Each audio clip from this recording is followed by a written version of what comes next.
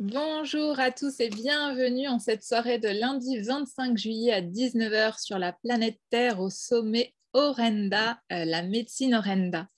Je suis en joie donc de vous accueillir. Encore une fois, il y a le chat dans lequel vous pouvez poser vos questions, ce que vous avez ressenti. Et on accueille encore du monde. Bonjour Charles, installe-toi tranquillement. Et donc, je suis honorée voilà, de vous présenter et de permettre cette rencontre avec Liliane Papin. Bonsoir Liliane, comment vas-tu?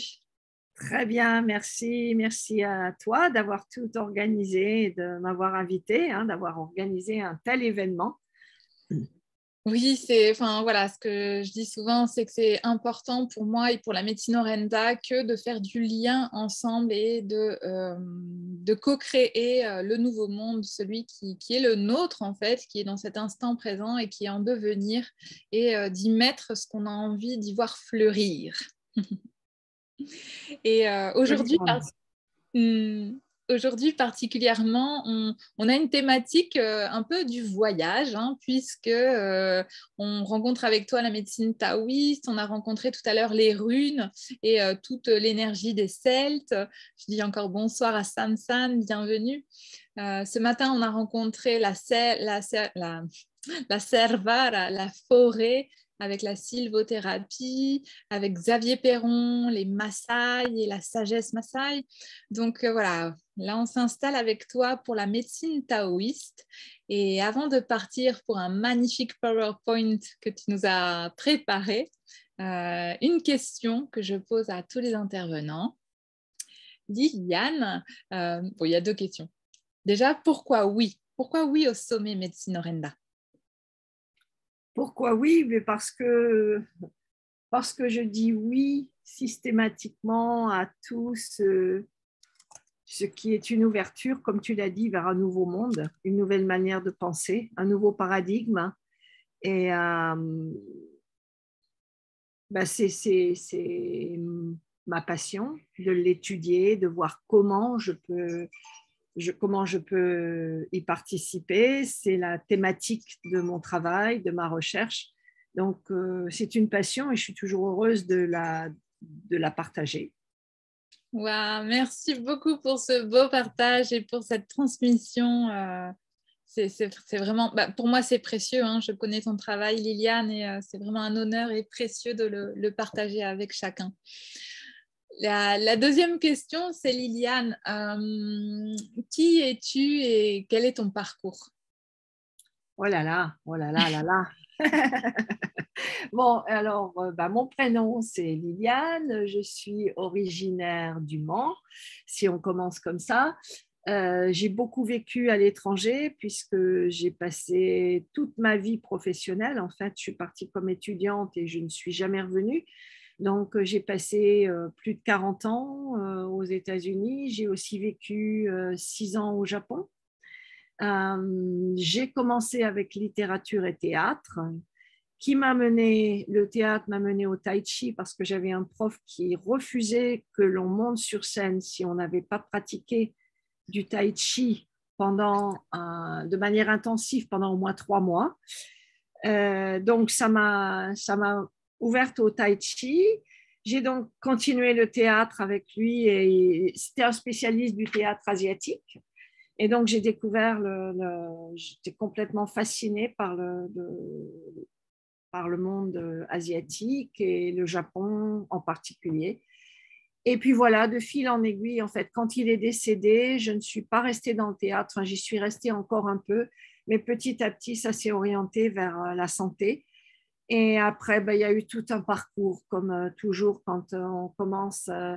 Ça a commencé avec oui, le tai chi, ensuite il y a eu la macrobiotique, ensuite il y a eu plutôt la médecine chinoise, et puis mon propre parcours qui a donné ce que j'appelle médecine taoïste, mais que je n'ai pas inventé, qui est un retour aux sources, mais je crois avec lequel on a vraiment une résonance aujourd'hui et que l'on peut vraiment ouvrir aujourd'hui. Donc voilà, c'est en gros le parcours. Euh, Chouette, merci beaucoup Liliane. Et je te rejoins complètement dans le retour aux sources. En général, c'est ce que je fais aujourd'hui après avoir cheminé dans différentes expériences, différents stages, différents ateliers, d'aller vraiment chercher à la source. J'ai travaillé avec la School of Movement Medicine où voilà, on faisait des pratiques de danse pendant 72 heures voilà, en rituel, etc. Et maintenant, je vais chercher la source. La source, c'est quoi? C'est la danse du soleil, c'est la danse de la lune. Et puis un peu partout, on parle de sophrologie, mais je vais aller chercher dans le yoga nidra. Voilà, vraiment aller chercher les sources, les racines, Ok. les miennes, et celles de déligner. Oui, tout à fait, tout à fait. De penser en termes de lignée, oui. Donc Lignée merci, humaine, oui. c'est ça. Donc merci à toi de nous ramener voilà, cette énergie de la médecine taoïste. Hein.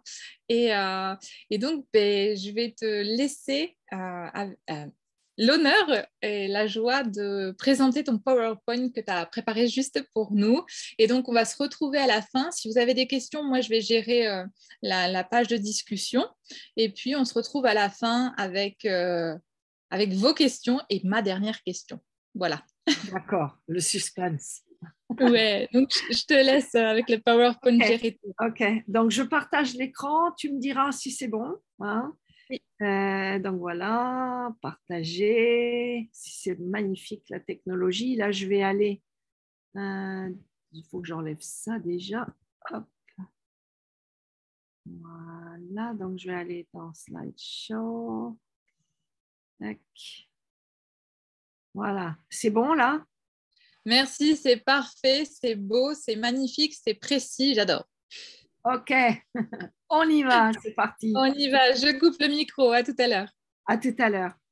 Ok, bien, bonjour, bonjour tout le monde, que ce soit ceux qui sont là ce soir ou qui viendront plus tard. Attendez, voilà. Donc, j'ai donné comme titre à Cécile le féminin de l'immunité qui fait partie de ce que j'appelle le Tao de l'immunité. Et là, aujourd'hui, je voudrais m'appesantir davantage sur le féminin, le yin de l'immunité, ce qu'on trouve d'ailleurs qui est nourrir l'intérieur et l'espace émotionnel de l'immunité. Tout un programme. Alors, voilà, on va démarrer. Donc, tout d'abord, je mets les deux livres que j'ai écrits, hein, si ça vous intéresse d'approfondir les sujets. Il y en a un qui est sorti directement de l'événement du confinement et de toute expérience et qui explore un peu ce que c'est que les épidémies, l'immunité, et je vais en parler un peu aujourd'hui, mais bien sûr qui approfondit cela. Et puis aussi un autre livre qui s'appelle Les trésors de la médecine chinoise pour le monde d'aujourd'hui, chez Très Daniel. Et vous trouverez, Cécile m'a dit, toutes les références aux livres des participants sur le site de Orenda. Donc, vous pourrez trouver cela. Voilà pour le petit moment pub. Ne m'en veuillez pas, mais je pense que les infos que vous y trouverez sont vraiment pratiques et utiles. Alors, ce qui m'a fait parler du féminin de l'immunité, c'est que si vous remarquez bien le discours que l'on tient aujourd'hui dans nos articles, dans notre pensée, même quand on ne s'en rend pas compte, hein, on parle d'ailleurs d'un système de défense, on parle de l'immunité, c'est-à-dire vraiment avec la notion d'un externe dangereux. On dit nous sommes en guerre contre le virus, nous sommes en guerre contre le cancer, il faut vaincre l'ennemi invisible, l'ennemi silencieux. Et puis, bon, il y a ce terme qui est là tout le temps. Hein. Vous regardez, par exemple, se débarrasser des insectes, comment les ennemis insidieux, enfin, c'est partout. Hein. Donc, bien évidemment, le gros problème qu'il y a avec cette manière de penser et le nouveau paradigme qu'il nous faut établir, c'est que lorsque l'on pense comme ça, eh bien, c'est comme la guerre, on accepte qu'il y ait forcément des dommages collatéraux. Hein. C'est-à-dire, on voit ça quand il y a la guerre, soit en Russie, en Syrie, la guerre de 14, peu importe, toutes les guerres du monde, eh bien, on accepte qu'il y a forcément des innocents qui vont souffrir des dommages collatéraux, que c'est ce qui vient avec une guerre. Donc aujourd'hui, par exemple, vous remarquez que dans les vaccins, dans le discours sur le vaccin, et là, je ne discute pas, on est pour ou contre les vaccins, mais quand on parle des vaccins, on parle des risques-bénéfices. Alors, les risques, bien évidemment, c'est les effets secondaires et éventuellement des dommages assez graves. Alors, bien évidemment, cette manière de penser, eh bien, on espère toujours que les dommages collatéraux, de préférence, ça va être les autres, mais pas nous. Quand ça arrive à quelqu'un de proche, à notre enfant, à soi-même, à son conjoint, eh bien, brusquement, cette notion de risque-bénéfice, qui n'est plus simplement une question de chiffres et de statistiques, prend une toute autre dimension.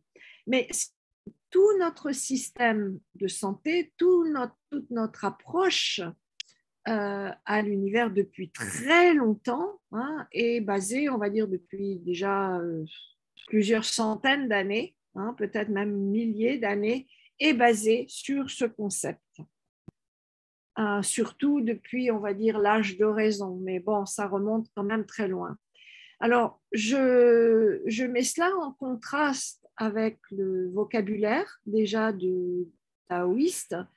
Je dis plutôt taoïste que médecine chinoise parce que médecine chinoise aujourd'hui, c'est très chargé comme terme. Il y a des influences du gouvernement qui est parfois pour, qui est parfois contre, qui l'encadre bien. Donc, je préfère revenir aux sources du taoïsme. Néanmoins, le Wei Qi, c'est une notion qui appartient à la médecine chinoise dans son ensemble et donc que l'on peut traduire par le souffle protecteur, le souffle externe protecteur. Donc, vous voyez que déjà, quand on parle de souffle protecteur, c'est déjà autre chose qu'un système de défense. Moi, dans mon langage, je suis sûre que je vais utiliser système de défense parce que c'est très difficile de sortir de ce paradigme. Néanmoins, je m'efforce, quand je me reprends, à dire plutôt souffle protecteur ou à revenir à cette notion. On voit que dans ce cas-là, le système immunitaire, le souffle protecteur, c'est une énergie adaptative entre l'externe et l'interne, entre le cosmos, les saisons, les températures et les émotions. C'est une énergie qui vient de l'interne, qui entretient l'interne pour que le Wei Qi puisse remplir naturellement ses fonctions. Donc, ça, c'est la notion du souffle protecteur. Maintenant, le souffle protecteur sous-entend d'être en harmonie avec le Tao. Ce que ça veut dire, tout simplement, c'est qu'il faut se connaître. Une connaissance de soi, une connaissance du Tao, c'est-à-dire une connaissance de l'univers. On revient à Socrate, en Occident, connais-toi toi-même. Et ça peut paraître évident, mais ce qui est évident, en fait, c'est qu'on ne se connaît pas. Et en particulier, on ne connaît pas le fonctionnement de ce souffle protecteur et de ce processus d'immunité qui nous habite. Donc, une petite réflexion, c'est qu'est-ce que c'est vraiment que l'immunité? Ça, d'ailleurs, c'est l'ouverture de mon livre. Et on se rend compte très vite que quand on élargit un peu comme une fleur la notion d'immunité, en fait, c'est l'espace de vie. C'est le cocon du vivant. On pourrait parler du cocon immunitaire. Ça aussi, ce serait plus beau qu'un système de défense. Donc, l'immunité, en fait, c'est fondamentalement le don qui est fait au vivant d'un espace biologique adapté à sa nature pour qu'il puisse pleinement s'y développer. C'est-à-dire que excusez-moi, c'est mon petit chien qui gratte à la porte et qui veut rentrer et venir à la conférence. Donc, fondamentalement, c'est un tout le vivant bénéficie de cet espace et de ce système immunitaire et de ce cocon. Hein. Pour nous, bien sûr, c'est un espace protecteur de l'externe, de la pluie, du froid, les insectes qui ne pénètrent pas. Hein. Remarquez que c'est aussi fantastique. Hein. Il pleut, et bien nos organes restent bien au chaud, bien au sec. C'est un espace respiratoire, on le sent quand on ouvre sa poitrine. C'est aussi un espace de reconnaissance du soi et du non-soi, c'est-à-dire qu'il y a une grande intelligence dans l'immunité qui sait très bien ce qu'il est nécessaire de laisser passer et ce qu'il ne faut pas laisser passer. Pensez-y, on y est tellement habitué qu'on ne réfléchit pas à l'intelligence extrêmement fine qui préside à ce système immunitaire pour savoir, pour connaître cette différence entre ce qui est le soi et le non-soi. Alors, quand on parle des maladies auto-immunes, en fait, on pense que c'est cet espace de reconnaissance qui ne fonctionne plus. Mais là, ce serait encore une autre discussion. C'est peut-être un petit peu simpliste. Mais bon, c'est aussi un espace de mémoire et de tri. On sait bien, d'ailleurs, les vaccins sont basés sur le fait qu'il y a une mémoire du corps. C'est aussi le tri, encore une fois, de ce qui peut passer, ne pas passer, rentrer, ne pas rentrer. C'est aussi un espace psychique et émotionnel, un territoire. Ce que je veux dire par là, c'est que il y a bien sûr la peau, c'est le premier espace à l'intérieur de notre peau. On peut dire que chaque cellule a aussi un espace immunitaire, chaque organe également. Le pancréas, il n'habite pas chez le poumon. Chacun a son territoire bien précis. Et il y a une communication entre ces territoires. Mais il y a aussi des espaces un peu plus subtils. Par exemple, quand quelqu'un s'approche trop près de soi, on dit on le ressent comme une agression. Hein.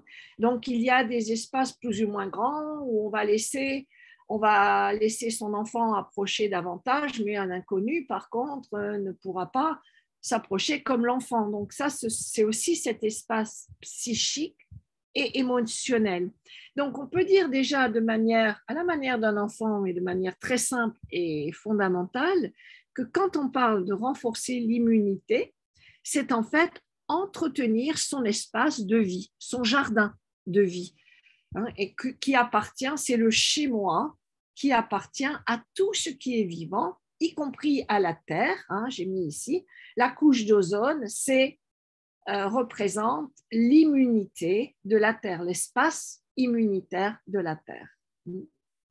Donc, je ramène ça dans mon travail en médecine chinoise à ce que j'appelle une médecine écologique. Quand j'ai fini mes études de médecine chinoise, puisque aux États-Unis, c'est un titre tout à fait reconnu, je l'ai de plus en plus, on va dire, spécialisée ou définie comme une médecine écologique, parce que ça va très bien avec le système immunitaire, parce que l'écologie, qu'est-ce que ça veut dire? Eh bien, ça vient du mot oikos et logos, qui veut dire la cohérence, logos, sous-jacente des choses de la maison, c'est-à-dire la gestion de la maison. Donc, on peut dire que notre espace immunitaire et notre immunité, c'est la gestion écologique de notre espace. Donc, une médecine qui s'inscrive dans la connaissance de sa maison. Et sa maison, là encore, il y a différentes frontières, les frontières du corps, les frontières de notre maison en fait partie aussi, la planète et l'interdépendance entre ces différents systèmes. Et une chose sur laquelle j'aimerais amener votre attention, c'est que autant on parle beaucoup enfin beaucoup, disons qu'on a pris davantage conscience ces dernières années de l'impact de l'environnement sur notre santé, de la pollution de l'air, la qualité de l'eau, les pesticides, la qualité de la nourriture. On a pris conscience, pas suffisamment, mais en tout cas, on en a pris conscience. Par contre, il y a une question qui manque, qu'on ne pose pas suffisamment, je pense, c'est quel est l'impact de notre santé sur l'environnement? Quel est l'impact de notre médecine sur l'environnement? Et c'est loin d'être anodin. Donc, je vous donne ici juste quelques chiffres. Voilà des articles relativement récents, mais il y en a d'autres encore plus récents que j'ai pris de différents journaux. Là, ça vient de Ouest France, en avril 2018, qui disait « Perturbateurs endocriniens, anti-inflammatoires et autres antibiotiques polluent de plus en plus les rivières ». Et vous savez sans doute que cette résistance aux antibiotiques préoccupe beaucoup les médecins, parce qu'on a des virus de plus en plus résistants et qui se retrouvent donc dans tous les aspects de notre environnement. Une grande partie des écosystèmes d'eau douce est menacée par une forte concentration de médicaments. Ça vient du Congrès européen des sciences de la Terre en 2018. Du Prozac dans l'eau de consommation domestique en Grande-Bretagne. Ça, c'était la BBC en 2004. Donc, on a trouvé des traces de Prozac chez des gens qui n'en prennent pas, mais qui mangent du poisson. Et je vous ai fait un petit résumé rapide parce que j'ai une présentation où je vais plus en détail là-dedans, mais c'est vraiment un gros problème et qui affecte et qu'on ne pose pas suffisamment. Donc, par exemple, remarquez que des questions qui restent à poser, mettons sur notre épisode Covid, c'est les masques. Ils sont faits, il y a du pétrole dedans. On en trouve partout. Moi, quand je promène mon petit chien, je ramasse bien en 1 heure une vingtaine de masques à jeter. Qu'est-ce que ça devient? Qu'est-ce qu'on en fait de cela? On ne nous a pas dit non plus quel était le coût écologique, le nombre d'animaux sur lesquels on avait expérimenté pour nos vaccins. Il y a toute une partie silencieuse et cachée de l'impact de notre médecine sur l'environnement dont il est vraiment urgent de prendre conscience. Donc, ce n'est pas simplement comment notre environnement affecte notre santé, mais comment la manière dont nous prenons soin de notre santé a un profond impact sur l'environnement, puisqu'on retrouve les médicaments dans les nappes phréatiques et en particulier tout ce qui est les anti-inflammatoires et le Prozac et tout ce qui est antidépresseurs, ce sont les plus courants que l'on retrouve. Et bien sûr, il y a la médecine vétérinaire également où on donne systématiquement au bétail, aux animaux, ces médicaments également. Donc vraiment, de savoir que de choisir de prendre un paracétamol rapidement, ce n'est pas anodin. Je crois vraiment, ça ne veut pas dire qu'on ne peut pas utiliser, mais qu'il faut vraiment que ce soit des choix de dernier recours, et qu'il faut apprendre à se connaître et connaître notre médecine pour trouver d'autres solutions. Et c'est ce que je m'efforce de faire, en particulier dans ce 2e livre sur l'immunité. J'ai créé un chapitre qui s'appelle Cuisine d'urgence, pharmacie d'urgence, avec une liste des courses à faire en début de saison, pour avoir ce qu'il faut dans sa cuisine et dans sa pharmacie, pour autant que possible ne pas avoir recours à ces médicaments, parce que quand on n'est pas bien, bien sûr, on a peur et très facile de prendre la boîte de médicaments ou de passer à la pharmacie. Alors, ceci étant dit, je pense aussi que la médecine taoïste est particulièrement bien adaptée à notre époque, car elle nous offre ce que moi j'appelle une roue des 5 énergies. Ce n'est pas le terme taoïste, ce n'est pas le terme chinois, Mais comme j'ai vécu aux États-Unis, je vis encore aux États-Unis en partie, pendant si longtemps, j'ai des amis amérindiens qui parlent de la roue de médecine et pour moi, il est évident qu'il y a un rapport entre la roue des 5 énergies et la roue de médecine amérindienne. Donc, certainement, certains d'entre vous connaissent, hein, on place les 5 organes de cette manière-là. Enfin, ce sont des systèmes organiques et chaque système organique correspond à un élément, encore que je n'aime pas trop le mot élément. Par exemple, pour le foie, c'est le bois, une direction, l'est, une saison, le printemps, une émotion négative, la colère, mais aussi des émotions positives. Donc, il y a tout un nexus énergétique qui est de la même nature que la nature de l'organe.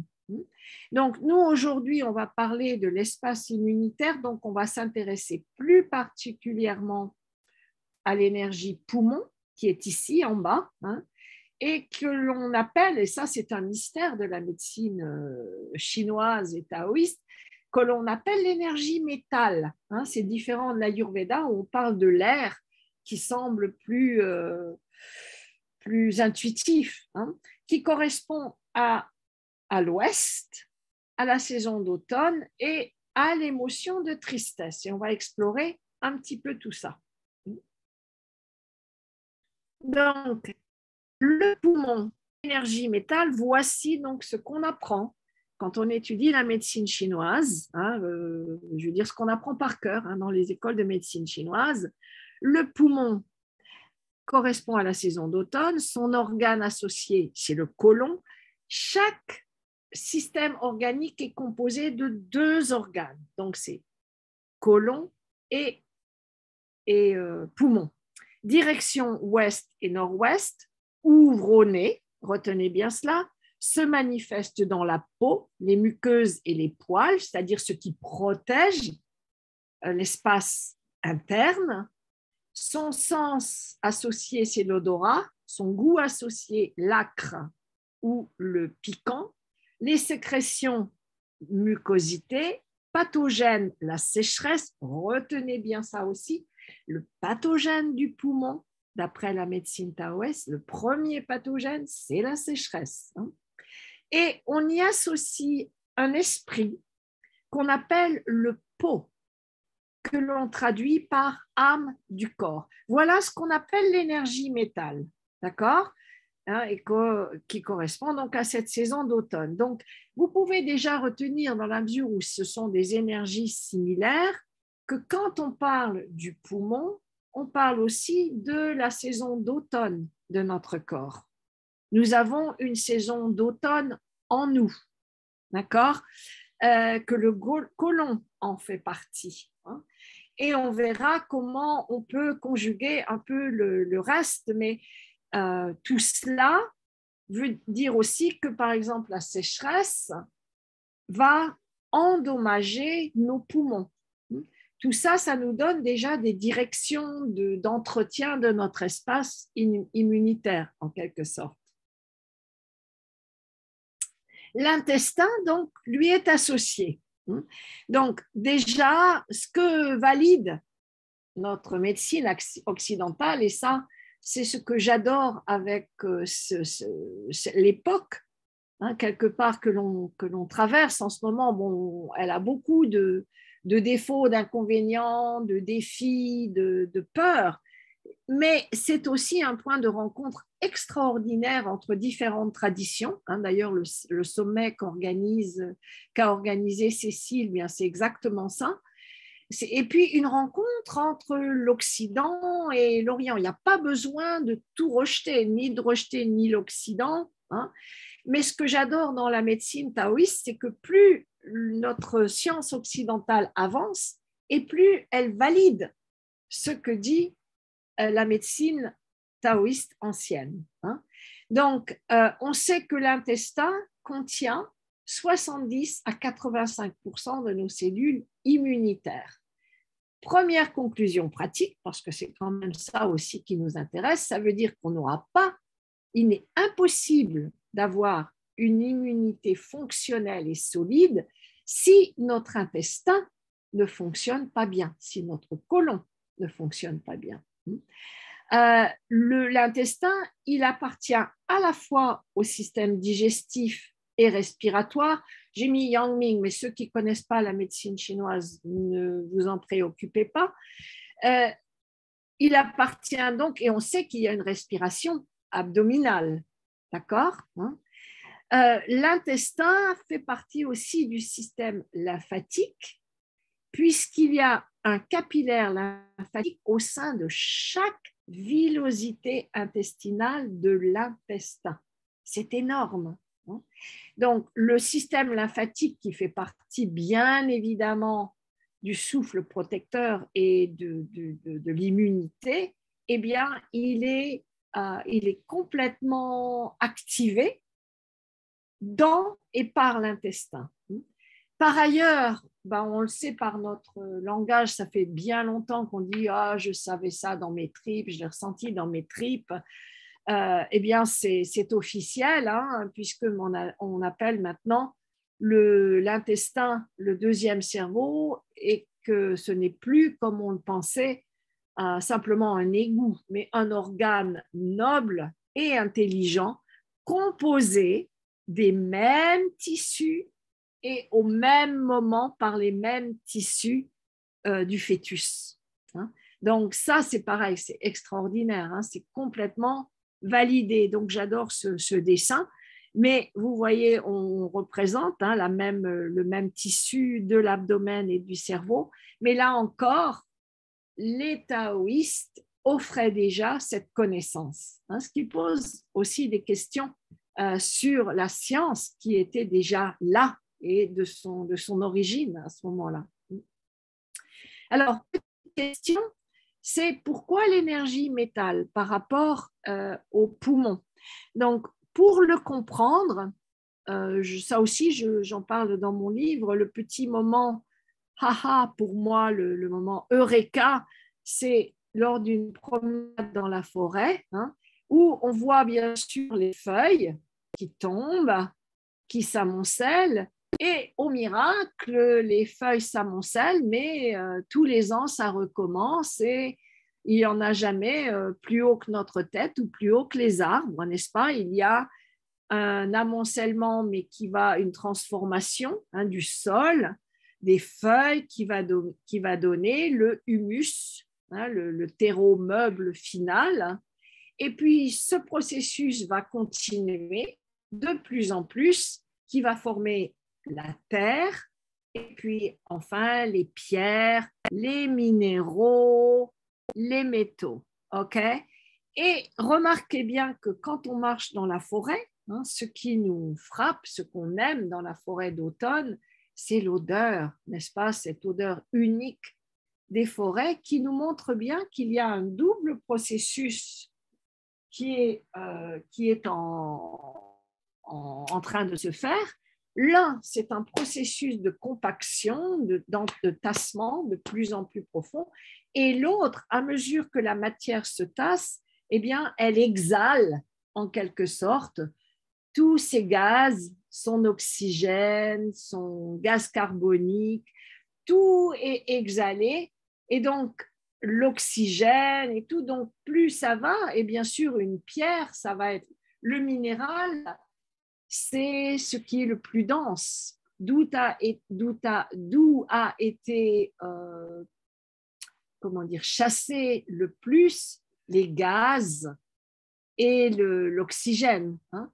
Donc d'un côté, on va dire c'est le côté intestinal du souffle, vous avez une compaction de plus en plus grande de la matière, mais de l'autre, vous avez le relâchement dans l'oxygène, dans l'atmosphère, de l'oxygène et des gaz issus de cette décomposition.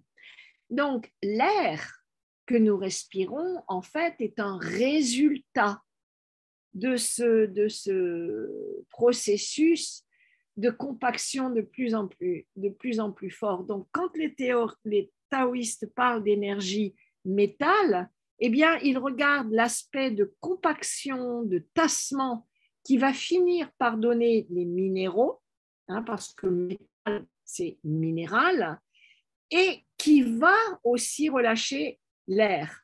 Alors, ce qui est intéressant, c'est que nos géophysiciens actuels, nos scientifiques actuels, disent qu'effectivement, au début de l'univers, quand la Terre s'est formée, cela a commencé par une compaction de plus en plus forte et disent-ils, et je vous assure que j'ai trouvé ça dans des articles scientifiques, et ils disent, c'est comme si la Terre avait pris, c'était tassé et avait pris un élan pour relâcher une exhalaison, une expiration profonde qui a créé l'atmosphère de la Terre dans laquelle nous évoluons.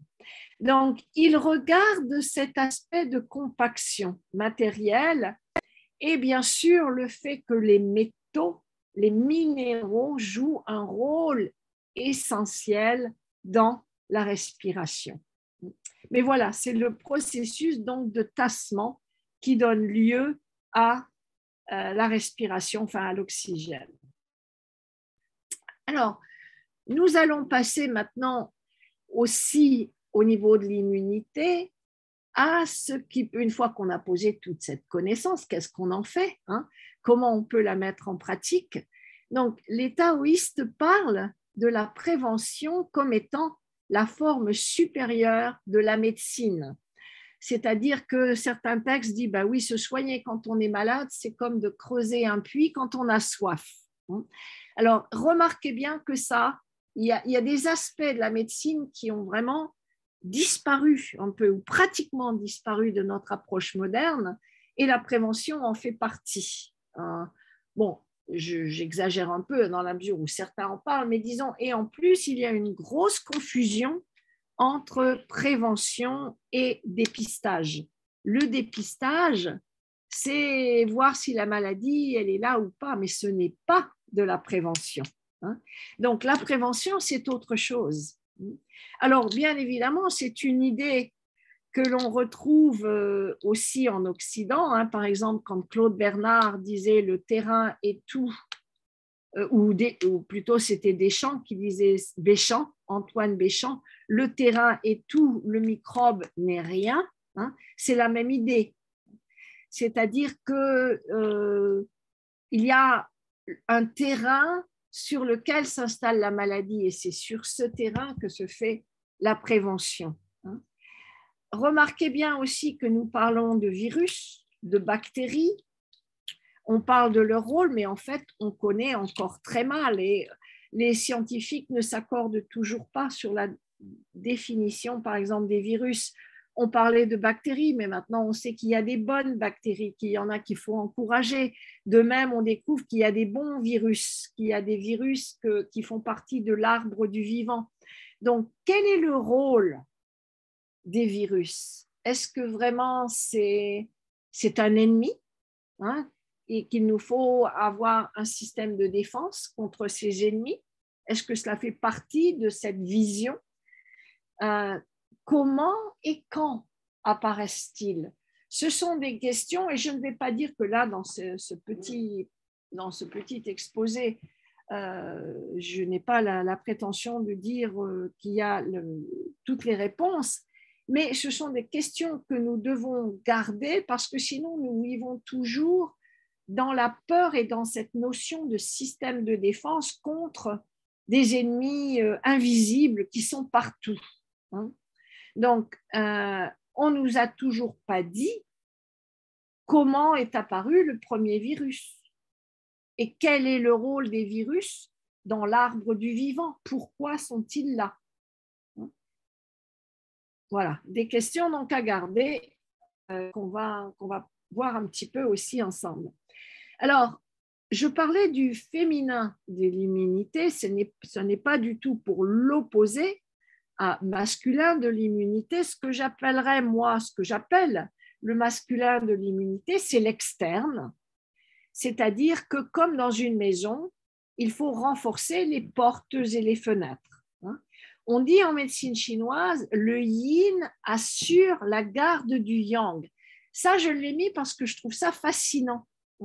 C'est-à-dire que dans cette notion, si on traduit le yin par l'aspect féminin, c'est le féminin qui assure que le yang puisse protéger.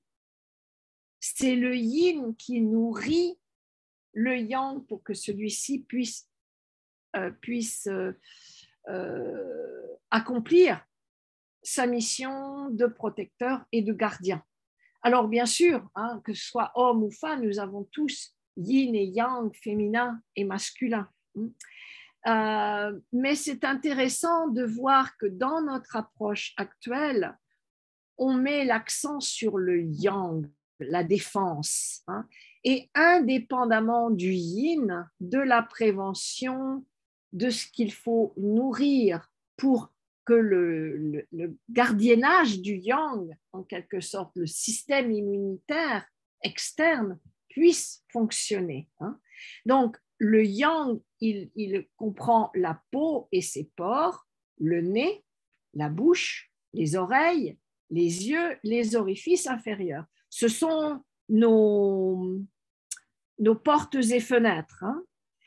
Alors, je vais m'arrêter là aussi 2 secondes, c'est-à-dire que ce qu'on va voir ensemble, c'est que même pour ce masculin de l'immunité, il faut l'entretenir avec amour, avec le yin, avec respect, ne pas le prendre comme pour argent comptant, et savoir que nous devons prendre soin de la peau et de ses pores, de notre nez, de notre bouche, de nos oreilles, de nos yeux, de nos orifices inférieurs, parce que très souvent, on n'y pense pas. Et donc, on n'a pas cet aspect de nourrir le yin pour assurer la garde du yang. Donc, du coup, les pores de la peau, c'est des fenêtres qui ferment plus ou moins bien, qui sont plus ou moins ouvertes. Le nez, il est plus ou moins bouché. La bouche, elle est plus ou moins aseptisée. Voilà, et on peut dire ça de tout. À nos yeux, on les fatigue et on oublie d'en prendre soin. Donc, ce que ça veut dire dans un premier temps, c'est de prendre soin, que le yin assure la garde du yang. Donc, j'ai mis ici mené par le bout du nez. Le nez, c'est sans doute l'organe que l'on sous-estime le plus. C'est notre contact avec l'extérieur, le premier contact avec l'extérieur. Là, j'ai mis bien sûr la photo de Cyrano, un dessin de Cyrano de Bergerac, mais c'est le lieu d'échange le plus important entre l'externe et l'interne. La peau aussi, bien sûr, par les pores, mais là, ce qu'on inspire rentre directement à l'intérieur. C'est donc le premier lieu où se fait l'oxygénation et l'hydratation. Nos muqueuses, ce sont nos marais, les marais de notre corps. Donc, il nous faut avoir des marais un peu humides. Si c'est trop sec, eh bien, ça ne marchera pas. C'est là où il y a l'odorat qui joue un rôle immunitaire extrêmement important. Si notre odorat fonctionne bien, eh bien, on peut sentir quelque chose qui est avarié. Et donc, notre système, ça fait partie de notre chi protecteur. Les animaux l'ont encore plus développé que nous. L'odorat a un rôle direct sur le cerveau, puisque le cerveau utilise 20% de l'oxygène qu'on respire. Donc, on le sait bien, quand on a les nez bouchés, on a du mal à respirer, ou on ne respire pas de manière aussi claire. Le goût et l'odorat sont très liés, donc l'amour de la vie, l'amour de l'alimentation, les essences subtiles de l'alimentation dépendent aussi de notre odorat. Et nous dit notre science actuelle, nous avons en fait des cellules olfactives dans tout notre corps. hein. Et on est en train de découvrir, on est à un tournant, il y a les premières recherches qui sortent, que l'odorat joue un rôle beaucoup plus important qu'on avait soupçonné et qu'en fait, les cellules elles-mêmes ont un aspect olfactif. Et bien sûr, on sait que l'odorat joue un rôle dans la sexualité. L'industrie de la parfumerie en joue dans son marketing. Donc, le nez, ce que je voudrais qu'on retienne ici, c'est qu'il est vraiment très important. Et donc, des anciennes pratiques comme la pratique du neti, de prendre soin de son nez au quotidien, d'utiliser des huiles essentielles comme l'huile essentielle de menthe poivrée, ça fait partie d'aimer son système immunitaire et d'une vraie prévention. Pas simplement quand on est malade. Alors, je propose d'ailleurs dans le livre ce que j'appelle une cuisine d'urgence, ce qu'il nous faut avoir sous la main pour échapper aux réflexes médicaments.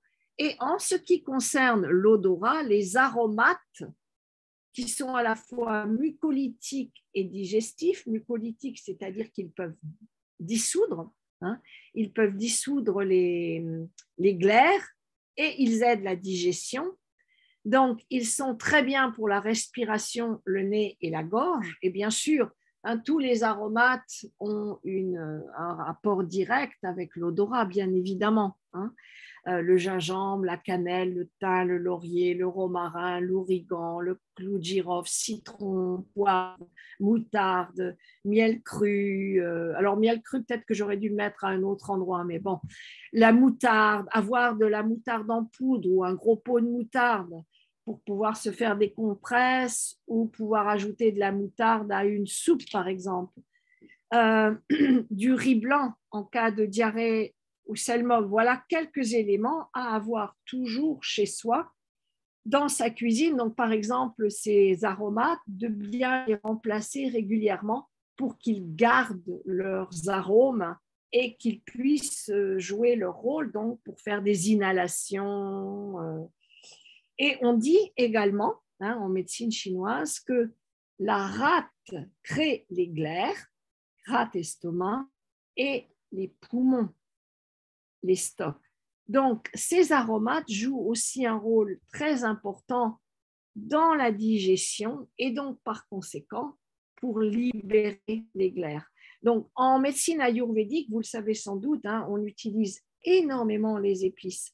Si vous avez été parfois chez des amis indiens qui suivent un peu la tradition de leur pays en médecine ou en cuisine, écoutez, ils ont des placards entiers d'épices, c'est incroyable, et ils s'en servent beaucoup de manière médicinale, et nous pouvons apprendre, mais ce qui est sûr, tous nos aromates méditerranéens, nos aromates indiens, de tous les pays, eh bien, ont tous un rôle mucolytique et digestif, donc vont aider notre souffle protecteur et notre système immunitaire. Donc, je donne quelques exemples à avoir sous la main des soupes de légumes toutes prêtes.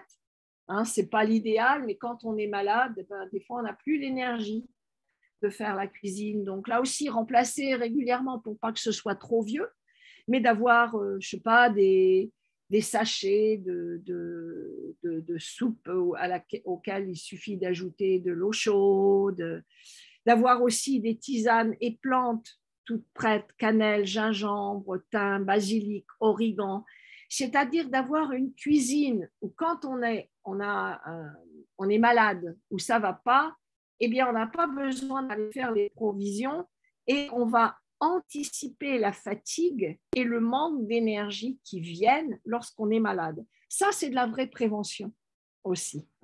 Et puis, bien sûr, de le faire au quotidien pour aider le système immunitaire et le système digestif.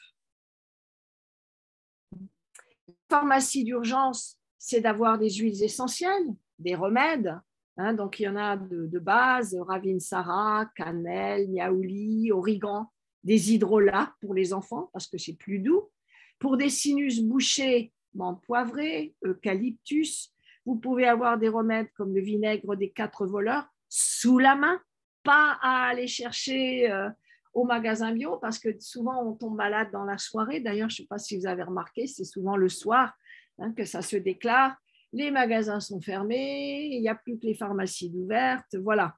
Donc, avoir aussi vitamine D et C, zinc et tous ces éléments déjà dans sa pharmacie d'urgence pour ne pas être dépourvu.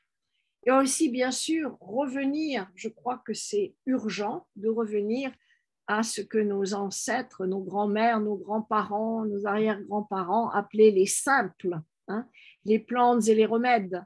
Alors, j'encourage toujours tout le monde à vraiment explorer, si vous êtes à la campagne, si vous allez à la campagne, d'explorer, de demander aux vieilles personnes ce qu'ils connaissent, et connaissent en général des tas de choses qu'ils ne savent même pas qu'ils connaissent.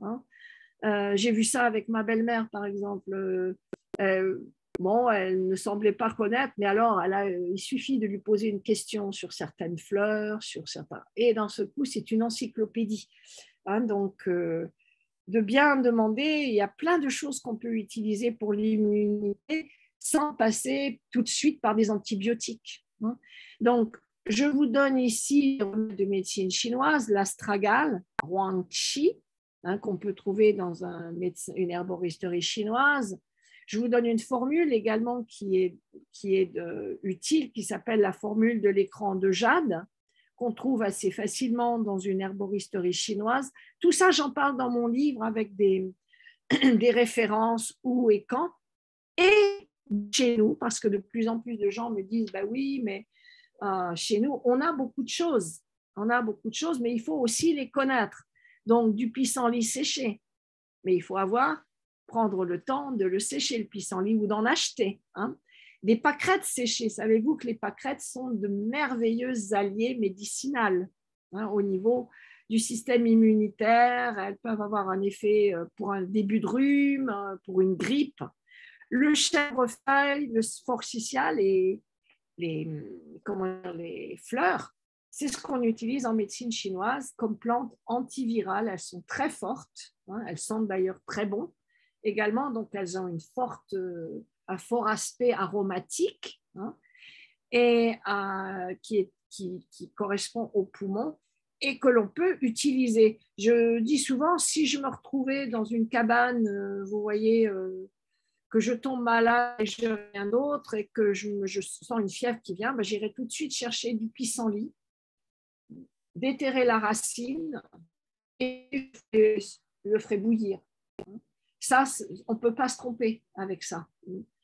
Il y a aussi le sureau noir, et puis il y a bien sûr toutes sortes de formules de médecine chinoise ou de remèdes traditionnels, et là, vous pouvez parler à un praticien pour qu'il vous aide à avoir dans votre pharmacie ou à des herboristes qui vous aideront à avoir dans votre pharmacie d'urgence ce que vous pouvez utiliser.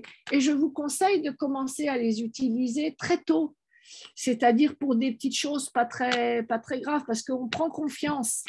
Vous voyez, moi, au fil des années, j'ai vraiment appris à faire confiance aux plantes parce que je me suis soignée, j'ai soigné d'autres personnes, j'ai soigné mes animaux, je sais que ça marche, mes proches, etc.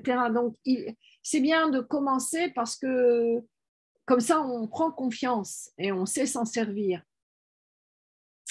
Alors, il y a des points d'acupuncture, d'automassage. Là, j'en donne 2, mais je ne vais pas trop insister. Ceux qui connaissent le Qigong ou la médecine chinoise, vous connaissez peut-être ces points.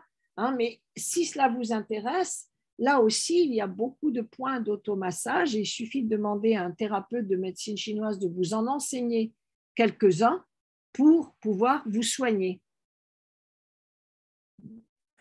L'importance des métaux dans l'immunité, on a vu que c'était l'énergie métal, et bien là aussi, voilà quelque chose que notre médecine occidentale confirme sans cesse. On sait que le zinc est bon pour l'immunité. Il n'y a pas que le zinc, mais on sait que quand on est anémié et qu'on manque de fer, eh bien notre système immunitaire est affaibli. Le calcium est important. Alors, attention là, pas le calcium des produits laitiers, mais plutôt le calcium végétal, donc le calcium qu'on va trouver dans les algues, par exemple. Le magnésium qu'on va trouver dans les plantes et les forêts.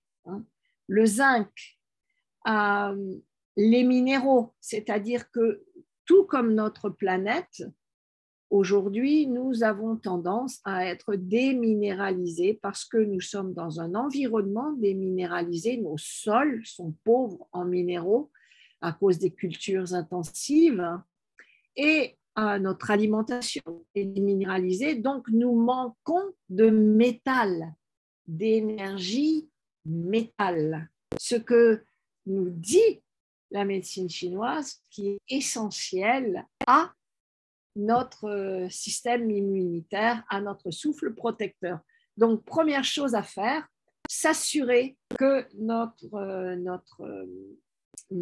métaux, nos minéraux sont suffisants, et ni en excès, ni en carence.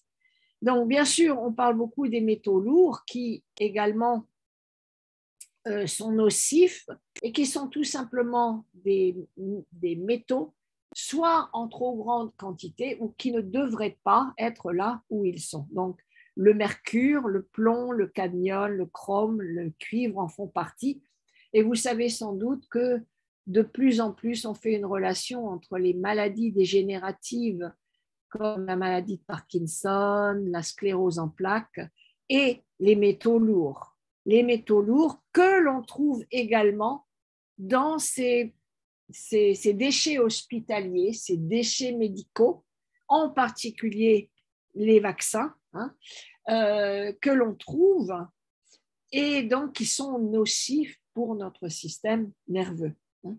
Et nous sommes une race qui avons peut-être pour caractéristique, et nous sommes peut-être la seule espèce sur Terre à avoir cette mauvaise habitude et cette caractéristique, nous nous soucions des déchets après. On commence à faire des choses sans se préoccuper des déchets. Et lorsque les déchets sont là, on se dit « Oh, zut, qu'est-ce qu'on en fait ?»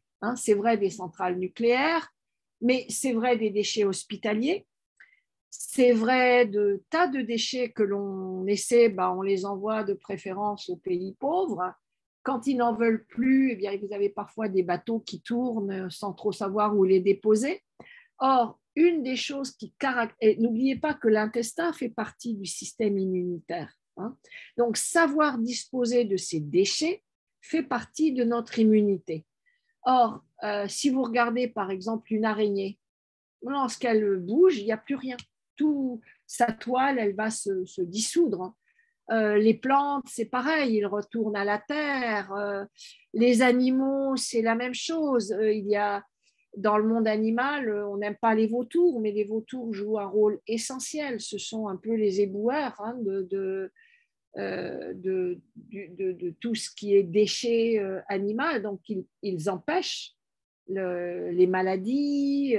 Donc, la nature, elle inclut dans son système immunitaire la gestion de ces déchets. Or, nous, c'est là où nous sommes très faibles et très inconscients.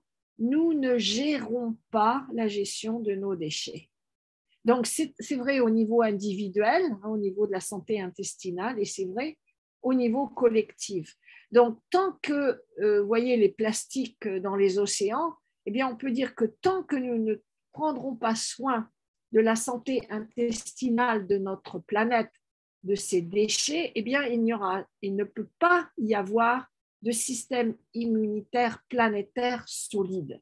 Nous sommes tous liés, nous sommes un. Quand on dit nous sommes un, ce n'est pas une belle image seulement, c'est une réalité profonde. Donc, bien sûr, pour ceux qui connaissent le Qigong, ça fait partie aussi de la prévention. Donc là, c'est un exercice de Wen, l'étang du corps qu'elle a mis dans le livre, puisqu'elle a illustré le Qigong et la partie Qigong du livre. Et donc, voilà un exercice pour l'énergie métal qui consiste effectivement entre contraction, qui consiste en contraction et relâchement. Hein. Un poumon, intestin, inspiration, expiration. Ça, c'est l'essentiel qui définit l'énergie métal. Hein. C'est ça, l'énergie métal. Donc, pour se former aux premiers soins et ne pas se tourner vers les médicaments, ce qui est terrible, c'est que on se forme aux premiers soins pour les problèmes cardiovasculaires, mais on ne se forme pas aux premiers soins pour savoir prendre soin de notre espace immunitaire. Ça veut dire connaître son cœur, son cœur, oui, son cœur aussi, connaître son corps, connaître une médecine de base de son choix, mais je crois que vraiment aujourd'hui, surtout étant donné l'état de notre service de santé, le manque de soignants, la fermeture de lits d'hôpitaux, eh bien, il est plus important que jamais de réclamer une certaine indépendance, de pouvoir se débrouiller. Ça ne veut pas dire qu'on n'appellera pas de médecin, ça ne veut pas dire qu'on n'ira pas à l'hôpital s'il y a besoin, mais ça veut dire qu'on peut déjà pratiquer la prévention et qu'on peut prendre soin de soi et avoir quelque chose à faire, même si on ne peut pas aller à l'hôpital, ou si c'est un week-end, que c'est fermé, ou que, voilà, que le médecin ne répond pas. Bon, bien sûr, il y a des choses très sévères où il faut parfois, hein, pour un accident de la route, il est bien évident que ce n'est pas la prévention qui va marcher. Mais disons que pour nos maladies chroniques en particulier, pour notre système immunitaire tout particulièrement, eh bien, il faut se connaître et connaître des plantes de base, connaître l'aspect thérapeutique des aliments pour savoir quelle alimentation choisir pour se soigner.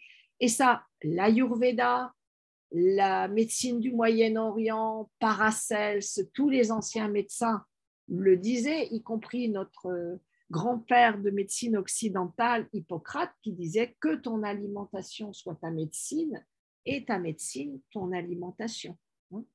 Donc, avoir sous la main une cuisine et une pharmacie d'urgence, il faut absolument revenir à ces habitudes que nous avons perdues, hein, de prendre soin de soi et de... Oui, un petit peu, vous savez, par exemple, nous habitions en Arizona et à un moment donné, on a suivi les conseils d'une voisine, on a fait venir les pompiers pour examiner notre maison.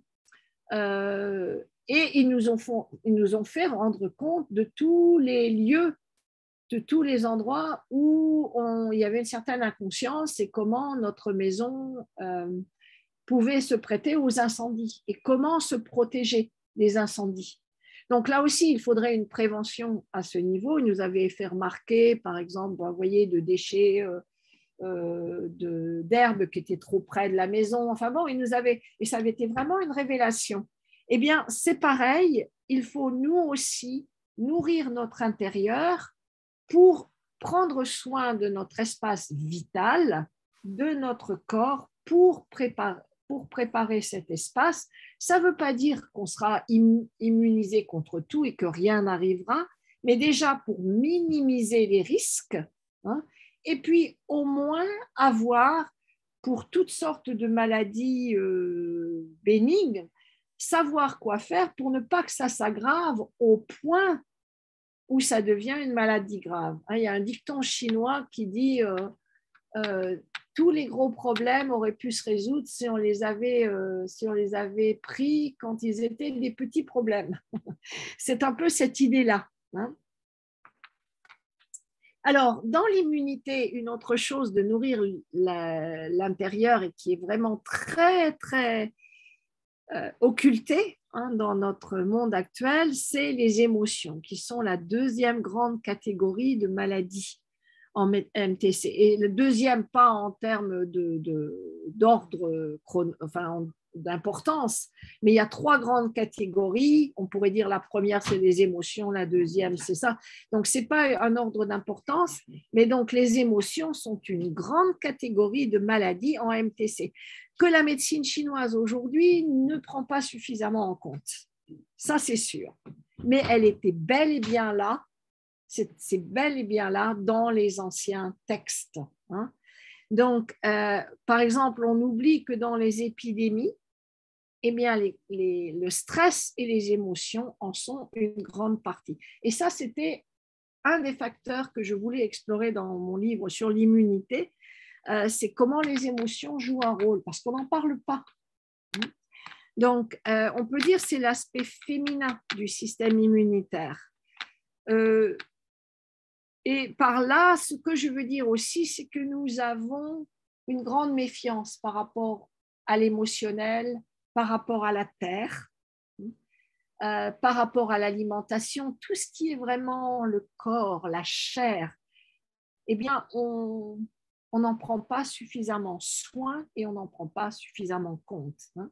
Il faut bien connaître, c'est-à-dire se connaître émotionnellement, connaître ses ombres et ses lumières, et remarquer que ce que nous désignons par le stress, c'est en fait un terme scientifique assez récent, hein, il est arrivé au début du XXe, c'est Selye, un scientifique qui a utilisé ce stress, il a pris d'ailleurs ce terme, il l'a emprunté à la métallurgie, hein, ce qui est assez intéressant. Mais donc, c'est un terme neutre, bon, c'est utile, mais en même temps, ça cache beaucoup de choses. Parce que quand on dit le stress, on dit tout et rien. Hein. Le stress, est-ce que c'est que je travaille trop? Alors, si je travaille trop, pourquoi? Est-ce que c'est parce que j'ai un dictateur interne qui me dit qu'il faut faire plus? Est-ce que c'est parce que j'ai peur? J'ai peur de déplaire? J'ai peur de ne pas être à la hauteur?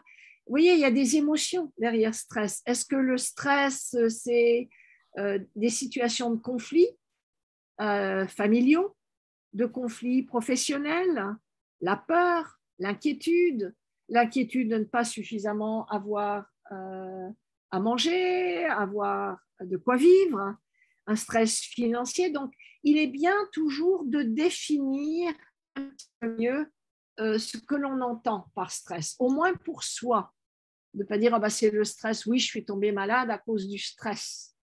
Ben, ce stress, pourquoi, comment et de quoi est-il composé, hein? J'ai mis dans l'aspect émotionnel l'alimentation. Alors ça vient d'un parcours qui m'a pris du temps parce que j'ai beaucoup travaillé avec l'alimentation, mais je me rends compte que tout le monde, on va dire beaucoup de gens aujourd'hui savent ce qui est bon et ce qui n'est pas bon pour eux. Et que si on était rationnel, eh bien, savoir ce qu'il faut manger, ce serait simple.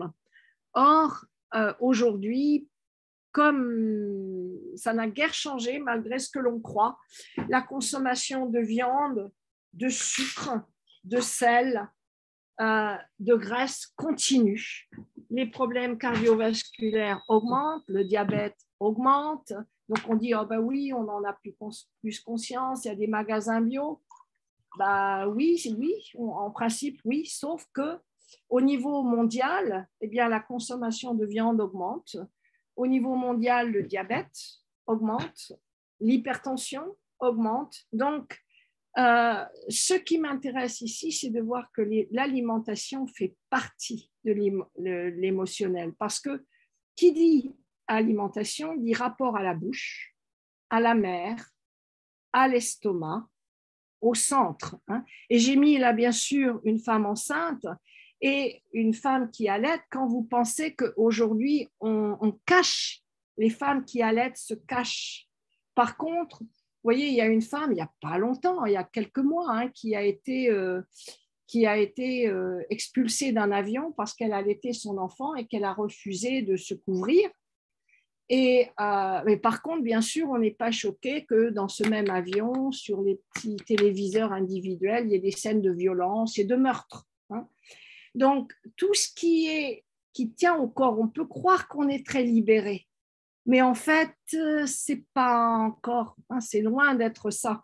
Et au final, l'alimentation, c'est le rapport à la Terre, notre relation à la planète.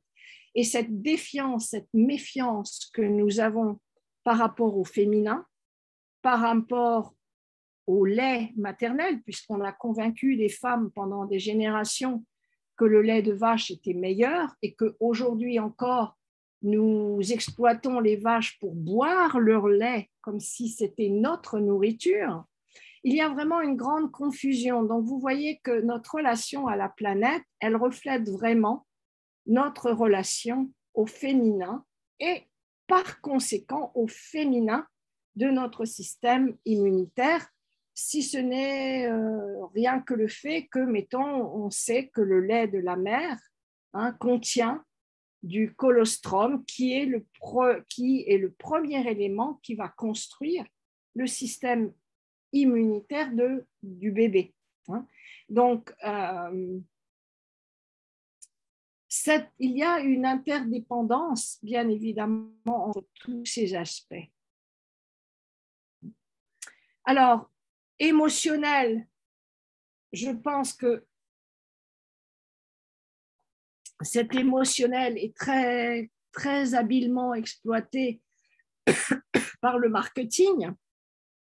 On nous dit depuis l'enfance, n'est-ce pas, on entend besoin en protéines, la viande, la viande, la viande, la viande, la viande, la viande, et tout le mythe du cow-boy, par exemple, et où nous arrivons à ces aberrations, ces violences terribles aujourd'hui faites contre les animaux dans les abattoirs, dans la manière, ici vous voyez une truie qui est en train d'allaiter ses petits, et regardez dans quelles conditions, c'est de la folie, c'est devenu de la torture systématisée. Or, on a beaucoup joué avec ça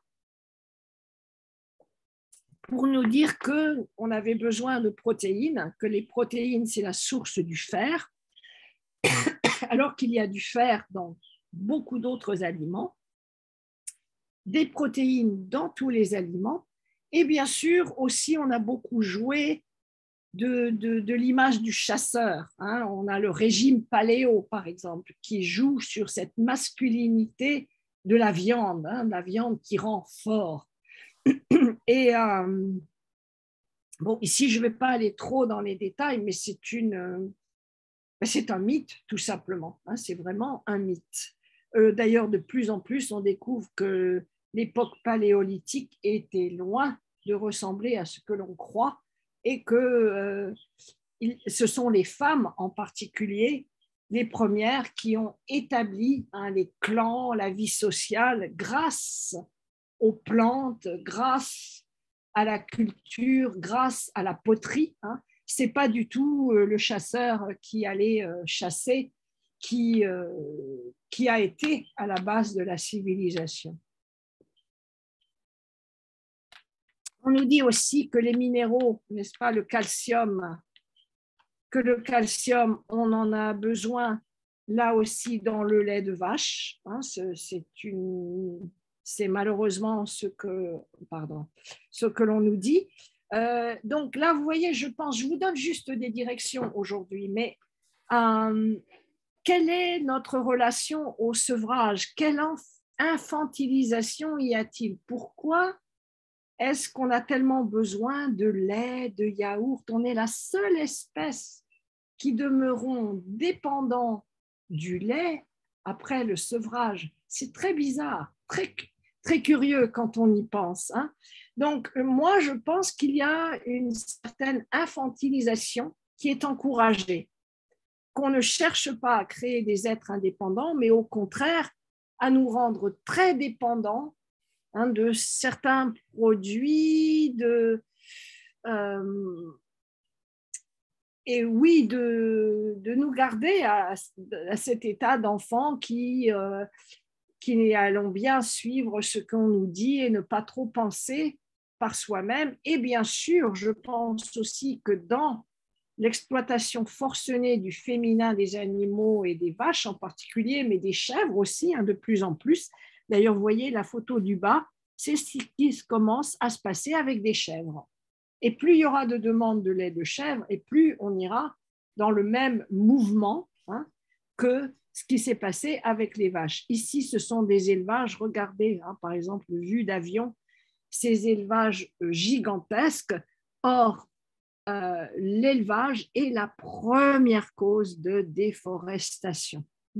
C'est aussi les produits laitiers sont aussi la première cause des glaires pulmonaires et des problèmes pulmonaires. Donc là encore, ce que je veux montrer ici avec ces diapos, c'est qu'en fait, nos maladies, par exemple les maladies cardiaques avec l'excès de viande, les maladies pulmonaires avec l'excès de produits laitiers, parce qu'on prend des produits laitiers dans des proportions jamais vues, lait, fromage, yaourt, et il y a beaucoup d'émotionnel là-dedans.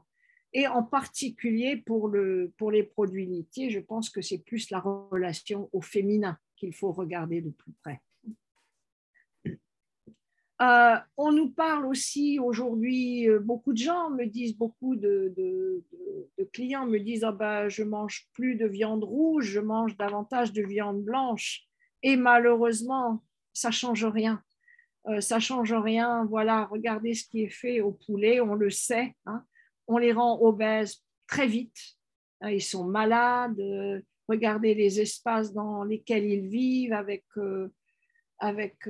des lampes fluorescentes pour les forcer à pondre davantage, des animaux malades. Et comment peut-on espérer qu'il n'y ait pas d'épidémie dans un monde dont la consommation, dont l'alimentation est basée sur ces pratiques? La grippe aviaire, bien sûr, il y a des grippes aviaires. Comment pourrait-il ne pas y avoir de grippe aviaire? Ce sont des conditions abominables. Et bien sûr, il faut les bourrer d'antibiotiques parce que ce sont des animaux qui n'ont aucune résistance. Donc, regardez la taille des poulets aussi qui évolue pour avoir plus de viande plus vite. Et remarquez aussi, là, je me demande, c'est une question à laquelle je vous invite à réfléchir, c'est qu'est-ce qu'il y a derrière cet attrait vers tout ce qui est blanc, la viande blanche, le sucre blanc, les farines blanches, le pain blanc, le riz blanc, les pâtes blanches, cette notion du blanc, la civilisation blanche, la pureté. Donc, il y a aussi, et le marketing est très fort à jouer là-dessus, donc il nous faut être vraiment vigilants. Il y a bien sûr le manque de douceur de notre civilisation, qui se reflète sans aucun doute dans le diabète. Remarquez combien les yaourts, les crèmes, le lait, le chocolat, ça, au niveau émotionnel, c'est plus le besoin de refuge, la recherche du cocon et de la sécurité. Le sel, les chips, les fromages, ça va plutôt être la colère, la frustration, le besoin de croquer. Les épices, l'ennui, le besoin d'aventure, une vie épicée. Sucre, besoin d'énergie, de douceur, de plaisir, de stimulation, d'autosatisfaction, de savoir se faire plaisir. Donc, je pense qu'il y a des pistes à explorer qu'il faut explorer quand on veut changer des habitudes, parce que sinon, on n'y arrive pas, si on ne touche pas à cet élément émotionnel. Le goût et le trait, puisque nous avons une épidémie mondiale de diabète, eh bien, n'oublions pas que le pancréas est un organe super important puisqu'il appartient à la fois au système digestif, au système immunitaire et au système hormonal. Le glucose sanguin, c'est une fonction centrale de l'émotionnel. Les montées et les descentes de l'humeur sont très liées à des pics hypoglycémiques. Le sucre est un grand destructeur de l'immunité, de la perte du centre et de la résistance. Si je devais isoler, et ça ceux qui suivent mes cours, les étudiants de formation de médecine chinoise savent bien, si je devais isoler le plus grand danger pour le système immunitaire, je dirais, c'est le sucre. Oui, parce que ça a des influences également au niveau émotionnel, hein, très, très importantes au niveau. On ne peut pas être centré si notre pancréas ne fonctionne pas bien. Donc, on a vu, par exemple, durant l'épisode Covid, on nous a souvent dit que le diabète était un facteur de comorbidité de la Covid. Donc, rate et poumons, en fait, ce sont les deux lieux corporels où se situe l'addiction. Donc, travailler sur le rate, travailler sur le poumon, c'est vraiment, parce que l'intestin, vous voyez, l'intestin, c'est le relâchement aussi. Hein. Le pancréas, c'est bien sûr l'insuline, c'est ce qui nous dit assez, ça va, j'ai assez. Donc, l'addiction, on n'a jamais, par définition, on n'est jamais satisfait d'une addiction. Alors, j'ai voulu regarder un peu le rôle des émotions. Ça, c'est très bref ici, mais je l'ai fait plus en profondeur dans le livre sur l'immunité. Hein. Dans l'Antiquité, il y avait déjà des épidémies et on parlait de pestis, qui n'était pas la peste telle qu'on l'entend, mais je donne un exemple de Thucydide entre 400 et 460 avant Jésus-Christ, où un général d'armée historien nous a donné un témoignage en direct, puisque lui-même a été malade de cette pestis et qu'il a donné des symptômes détaillés. Et on pense aujourd'hui qu'il s'agirait peut-être du typhus. Mais voilà, le décor, civilisation grecque et Athènes, resplendissante de culture et de connaissances, c'est la grande époque brillante de la Grèce, gloire militaire, hein, un empire. L'envers du décor, ce sont des guerres incessantes, bien sûr, parce qu'un empire nécessite qu'on fasse la guerre. Et il y a en particulier la guerre entre Sparte et la guerre qu'on a appelée, et la Grèce qu'on a appelée la guerre du Péloponnèse. Il y a beaucoup d'esclaves que l'on va chercher en Afrique, que l'on va chercher très loin, hein, que l'on ramène des guerres. Les guerres coûtent très cher, donc il y a des impôts, donc il faut imposer la population de plus en plus. Il y a des invasions constantes de pays, de populations, donc qui vivent dans la terreur, dans la peur, esclavage, etc. Ça, c'est l'envers du décor de la Grèce. Donc, pardon, je vais un peu trop vite là. Et donc, ce qu'il faut voir, c'est que cette peste qui s'est déclarée, eh bien, elle s'est déclarée comme beaucoup, elle est venue d'un ailleurs. On pense qu'elle a des Thucydide pense qu'elle a été ramenée d'Afrique, mais il faut voir que c'était des conditions de terreur, de peur, d'esclavage, de non-respect, hein, qui accompagnaient toutes ces guerres. La peste noire bubonique, eh bien, il faut bien voir qu'elle a eu lieu en 1339, entre 1339 et 1345.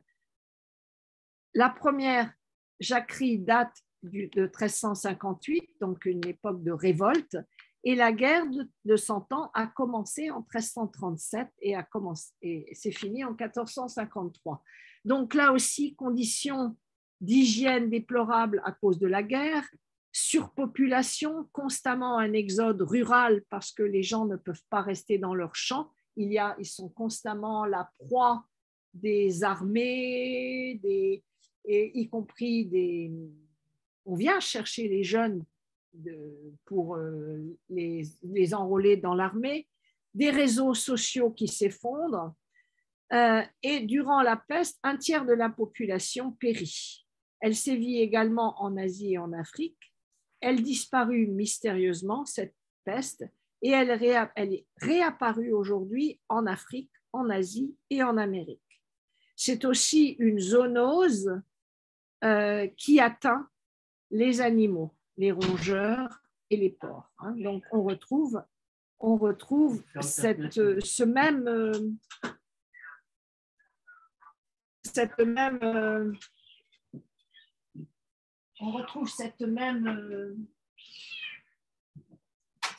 Pardon, j'ai un petit chacun que je ne peux pas garder ici parce qu'il va s'en aller.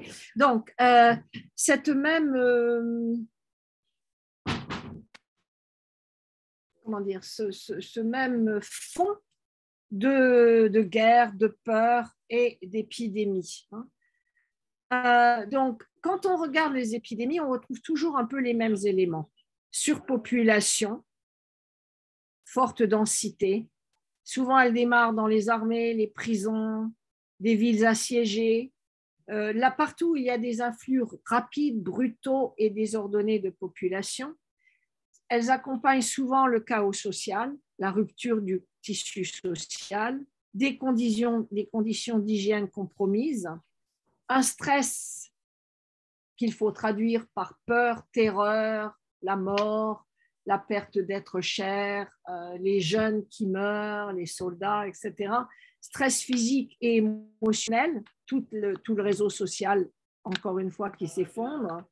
Et donc, tout le système protecteur personnel et collectif, le Wei Qi, le système immunitaire collectif, s'effondre parce que quand on a une ville prospère, il y a cet aspect immunitaire de l'endroit où on habite. Donc, on retrouve toujours violence sous des formes, une forme ou une autre, on retrouve toujours violence, haine, indifférence, des cœurs brisés, des vies brisées. Donc, hier et aujourd'hui, par rapport au Covid, quelles sont les similarités et les différences? Remarquons bien que nous avons les mêmes problèmes de surpopulation, puisque 55% de la population désormais habite dans des villes au niveau mondial.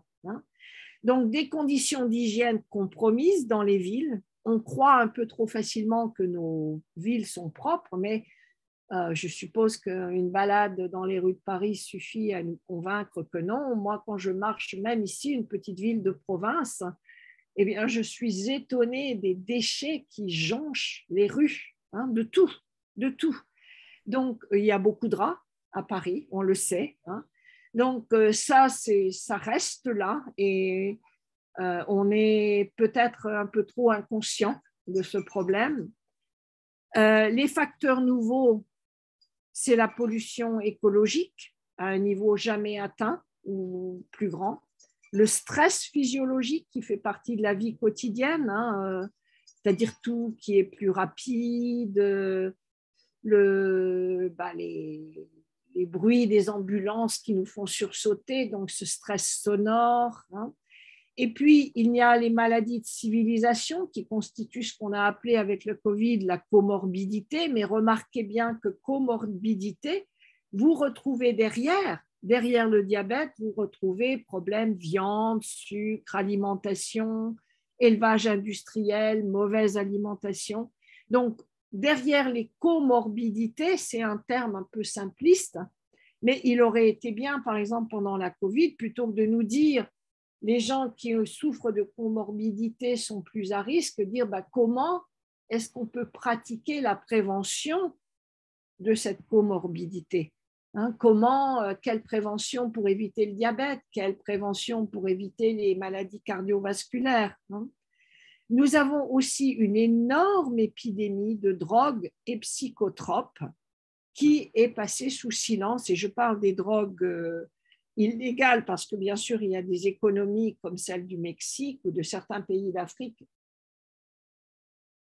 ou de l'Afghanistan par exemple qui sont complètement basées sur le trafic de drogue, mais je parle aussi des drogues, les psychotropes qui aboutissent également dans les eaux. C'est-à-dire que nous sommes vraiment comme Frankenstein, une civilisation qui est malade de ces déchets et de ces découvertes biochimiques, qui a été étourdie de ces découvertes chimiques. Donc, ce que je propose, et je ne suis pas la seule, c'est bien sûr ce que j'appelle le féminin de l'immunité, c'est-à-dire de revenir à un rapport de douceur qui soit un rapport de douceur également par rapport aux animaux. Parce que la dureté dont nous faisons preuve vis-à-vis des animaux, eh bien, c'est une dureté dont nous faisons preuve par rapport à la terre, vis-à-vis de la terre. Et donc, aujourd'hui, il y a un petit mouvement, hein, il y a un livre qui s'appelle L'homme, un film aussi qui s'appelle L'homme qui murmurait à l'oreille des chevaux, pas des cheveux. Je vous montre ici une image d'apiculture douce qui se fait sans masque ni entonnoir pour enfumer les abeilles. Hein, là, c'est une femme qui le fait et vous voyez, elle dit que quand elle le fait, eh bien, elle se centre, elle y va en général pieds nus. Elle dit que les abeilles adorent butiner, que nous avons sur notre peau un petit film que les abeilles aiment beaucoup et qu'elles acceptent de partager une partie de leur miel, mais ce n'est plus, vous voyez, un domptage ou une exploitation des abeilles ou un domptage des animaux. Hein, les Amérindiens, par exemple, n'avaient pas besoin de rodéo pour monter les chevaux. C'était uniquement par la douceur et l'apprentissage. Hein. Donc, cette coopération, je crois qu'il faut qu'on l'ait pour notre système immunitaire qui ne doit plus être dans la perspective d'un modèle de défense, mais bien un modèle écologique de comment vivre avec les animaux et comment apprivoiser les animaux et nous-mêmes. Hein. Ça veut dire jouer avec l'ombre, la lumière de ses émotions, par exemple. D'oser regarder l'ombre de ses émotions, hein, et d'oser considérer ses émotions, de ne pas les résumer seulement avec le stress. Hein. La médecine chinoise dit depuis longtemps que le lieu où se déclare la maladie, pas ses causes, mais le lieu où elle se déclare est plus émotionnel de nature. Hein. Donc, une maladie qui se déclare dans la gorge aura peut-être les mêmes causes que celle qui se déclare, disons, dans les oreilles, hein, mais il va y avoir une différence émotionnelle, une dynamique émotionnelle différente dans les deux. Hein. Il faut se rappeler que le domaine émotionnel échappe au rationnel, parce que vous voyez, avec notre époque de psychanalyse et tout ça, on a trop tendance à dire « oh ben oui, je sais, c'est parce que j'ai fait ceci, je sais que », et en fait, on ne sait rien du tout. Hein. Parce que ça serait trop facile. Enfin, ce serait trop facile. C'est-à-dire que, par définition, l'émotionnel, ce n'est pas le rationnel. Et quand on explique avec les mots, on est dans le rationnel. Donc, c'est bien plus au travers des rêves, bien plus par le mystère, par la poésie, par la musique, par l'art qu'on va y accéder. Hein. L'art va nous faire pleurer parce que tout de suite, il touche un centre émotionnel profond qu'ont tous les humains et ça ne passe pas par la parole. Hein. Par la parole, nous avons tendance à rejeter les ombres. Hein. Donc, je vois souvent hein, avec des patients, ben oui, c'est parce que j'ai trop travaillé, je sais que j'ai poussé le bouchon un peu loin. Bon, ben oui, c'est bien de le dire, mais quelque part, ça, c'est encore trop rationnel. Qu'est-ce qui pousse à ces conduites? Ah ben, je sais que je ne devrais pas faire ça ou je sais que je ne devrais pas manger ça, mais bon, j'y arrive pas. OK. Alors, cette habitude, dans quel émotionnel est-ce qu'elle est ancrée? Et peut-être qu'il faut y aller par le rêve, en écrivant ses rêves, en écrivant des chansons, en écrivant des poèmes, pour y accéder, le dessin, pour y accéder par l'art, parce qu'on ne va pas y accéder par la raison. Et c'est là souvent que l'on se trompe. Donc, je dirais que pour fortifier son souffle protecteur, son immunité et son humanité, il est important de se relier au souffle et au mystère de l'univers. On n'aura jamais un système immunitaire humain fort qui soit indépendant du système immunitaire collectif. Donc, c'est célébrer le pot, l'âme du corps. Et quand je dis l'âme du corps, selon les taoïstes, c'est le corps terrestre, le corps astral. Le voyage terrestre fait que nous sommes faits de chair, hein, de manière significative pour soi. il nous faut aussi, je pense, réinstaurer des rituels qui scandent le temps, hein, qui célèbrent les lunes, les repas. Hein, on a rejeté la prière du début de repas parce que c'était souvent parce que c'était trop catholique, mais on peut très bien le remplacer par des remerciements aux fermiers, aux étoiles. Enfin, vous voyez, retrouver des rituels qui nous redonnent le sens du sacré de notre vie. Hein, que nous puissions à nouveau comprendre que notre corps, le fonctionnement de notre corps est merveilleusement sacré. C'est incroyable ce système immunitaire, cet espace sacré de notre corps qui permet que notre cœur puisse y battre, notre poumon puisse respirer. C'est magique. Hein, mais on oublie et on oublie. Donc il nous faut relier notre quotidien au sacré, le visible à l'invisible, parce qu'il n'y a pas de différence de degré, simplement des différences de densité. Quand on parle d'immunité, c'est vraiment le poumon, donc la vie et la mort, hein, le premier souffle et le dernier souffle. L'automne, c'est vraiment la saison des ancêtres, hein, tous les grands, la Toussaint en France. Hein. Donc, se remettre à prier pour ses ancêtres ou à penser à ses ancêtres, honorer la lignée humaine, la lignée dont on vient. Donc l'automne, c'est une saison d'épurement et de mise à nu, comme les arbres. Hein. Donc on peut nous aussi faire ce travail intérieur. N'oublions pas que spirituel vient de spiritus, qui veut dire, n'est-ce pas, esprit, mais qui vient du mot souffle, spiritus. Hein. Donc, le souffle est sacré, le souffle protecteur, le souffle de l'immunité, c'est aussi un souffle sacré qui n'est pas donné automatiquement, dont il nous faut prendre soin et qu'il nous faut aimer. Donc, ce qui s'inscrit dans le poumon, c'est vraiment le mystère de l'incarnation du souffle dans la matière, cet incroyable miracle du souffle de l'univers dans la matière. Le renouveau dans le cycle de la mort, c'est pour ça que c'est l'ouest qui est symbolique aussi du poumon. Et donc, le mystère et la contemplation font partie de cette saison d'automne. Et on décrit d'ailleurs en médecine chinoise le poumon souvent comme les nuages, la porte des nuages, la brume, hein, cette époque particulière de descente, d'incarnation où le ciel vient à la rencontre de la terre. Les émotions qui sont associées à l'automne et au poumon, c'est la peur et la tristesse, enfin la tristesse principalement. La peur, c'est plutôt l'hiver. Hein. Là encore, mais c'est la tristesse pas seulement dans son aspect négatif, mais cette nostalgie, n'est-ce pas, que l'on ressent en automne, quelque chose de très poignant qui nous prend le cœur. Hein. Il y a une spirale qui va du physique à l'émotionnel et au spirituel.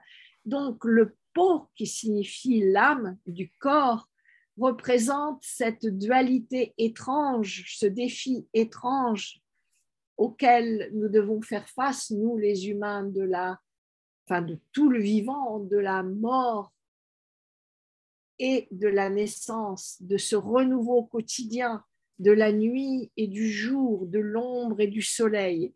Et l'automne puis l'hiver sont les saisons qui nous font y descendre plus profondément. Et bien sûr, c'est là que notre système immunitaire va être le plus facilement mis en danger.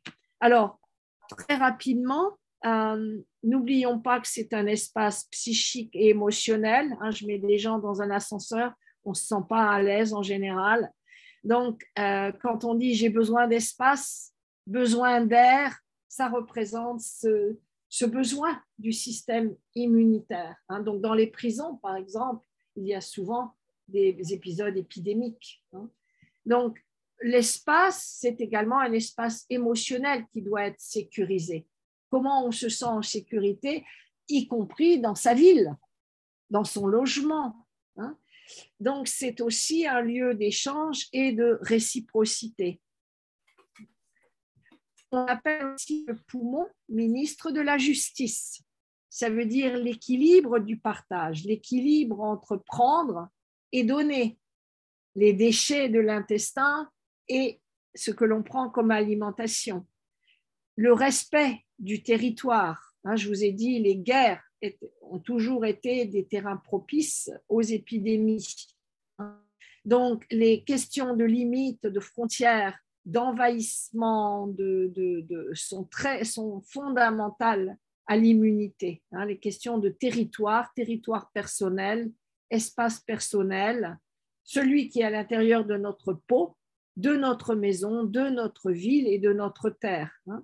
Donc, le tri de l'intestin, c'est avec qui, avec quoi partager. Donc, les problèmes, on va dire les dimensions émotionnelles de l'immunité et du poumon, c'est aussi toutes les questions d'intimité et de distance. Qui est-ce qui peut rentrer, qui est-ce qui ne peut pas rentrer? Donc, bien sûr, le viol, c'est un exemple fondamental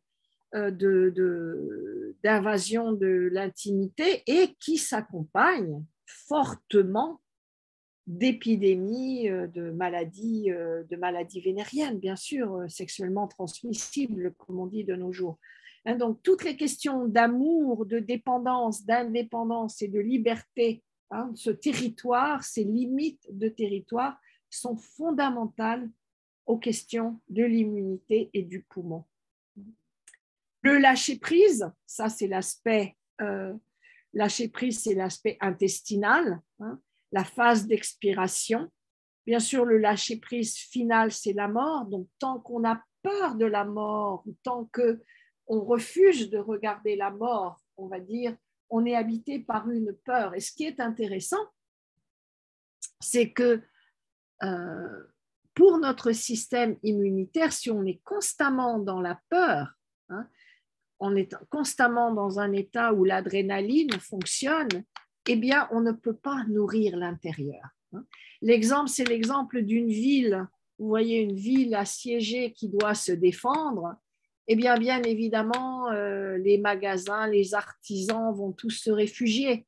Donc, la ville, elle va pouvoir tenir un certain moment, mais pas très longtemps, parce qu'au bout d'un moment, il n'y a plus rien qui est produit, la vie s'arrête, l'alimentation n'est plus produite, les réserves s'épuisent, et donc il va y avoir des maladies, des morts, et la ville va s'effondrer. Eh bien, pour nous, c'est pareil. Si on est constamment en état de peur, on est un peu comme ces gens qui sont obligés de se protéger dans une ville assiégée. Et du coup, on n'a pas le temps, quand on est en état de peur, de nourrir l'intérieur, de travailler à la prévention, de faire les soins. On est toujours en état d'adrénaline. Donc, cet aspect émotionnel de douceur, de repos, on ne peut pas le donner. Alors, bien évidemment, les guerres rendent cela pratiquement impossible. Donc, la gratitude, le pardon, sont aussi des émotions qui vont stimuler notre système immunitaire. Tout ce qui va le miner, au contraire, ce qu'on lâche, quand on ne peut pas lâcher prise, eh bien, va également affaiblir notre système immunitaire. Ça, je vais passer parce que c'est un peu plus technique. Donc, voir aussi avec cette dernière diapo, quand on dit « j'étouffe », et vous savez qu'il y a eu plusieurs épisodes, comme toujours, cette synchronicité, c'est arrivé aux États-Unis en même temps que ça arrivait en France, en même temps qu'il y avait un épisode similaire en Espagne et probablement d'autres pays, où vous avez des jeunes gens qui sont morts en disant « j'étouffe » parce qu'un membre des forces de l'ordre, un policier, les avait plaqués à terre et mettait leurs genoux sur leurs poumons et les empêchait de respirer. Et donc, ils en sont morts. Et j'étouffe, I can't breathe aux États-Unis, c'est devenu un symbole dans les manifestations de réclamation de liberté. Et c'est une question que nous devons tous nous poser. Hein. Où et comment est-ce que j'étouffe? Est-ce que j'étouffe dans mon milieu professionnel? Est-ce que j'étouffe dans mon bureau, dans ma profession, dans ma famille, dans mon espace vital? Où est-ce que j'étouffe et ai besoin d'air? Alors, ça ne veut pas dire nécessairement tout changer, mais peut-être trouver au moins pallier à ce besoin d'air, trouver des remèdes.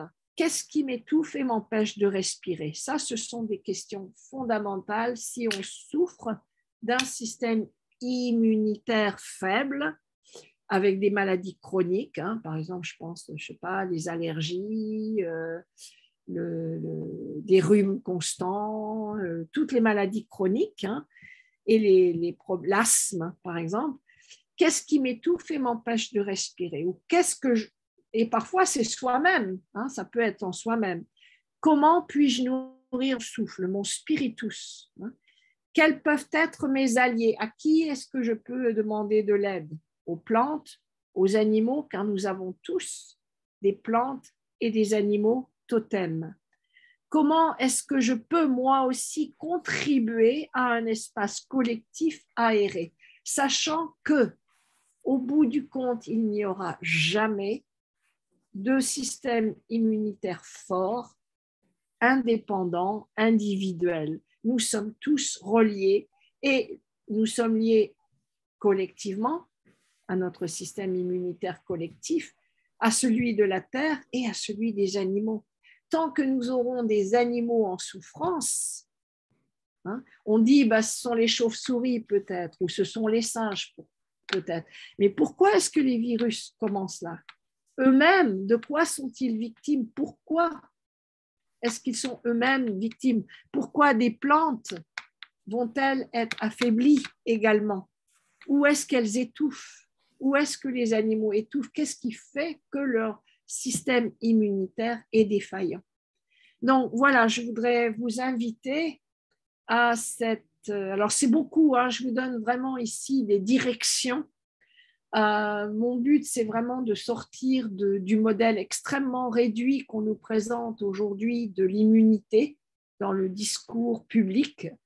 Vous voyez, je n'ai même pas trop abordé la question des vaccins, mais peu importe que les vaccins soient la solution ou pas, à la limite, parce que de toute façon, ça ne peut être que temporaire. Il y aura un autre virus. Et on sait bien aujourd'hui, on voit avec ce virus, on dit, oui, au début c'était 1, puis 2, et 3e dose, et 4e dose. C'est peut-être tous les 3 mois.